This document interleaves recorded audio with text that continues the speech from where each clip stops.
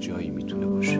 میتونه بالای ساختمون بلند باشه، میتونه توی کوچه قدیمی که زیر یه بازارچه است باشه، میتونه بزرگ یا میتونه کوچیک باشه، میتونه برای هر کس مفهومی داشته باشه یا هر رنگی داشته باشه، میتونه به رنگ آجر یا به رنگ شیشه و سنگ باشه، میتونه رنگ قرمز یا به رنگ، ولی من، یعنی بهتر بگم ما، معتقدیم خونه هر چی که باشه باید سبز باشه.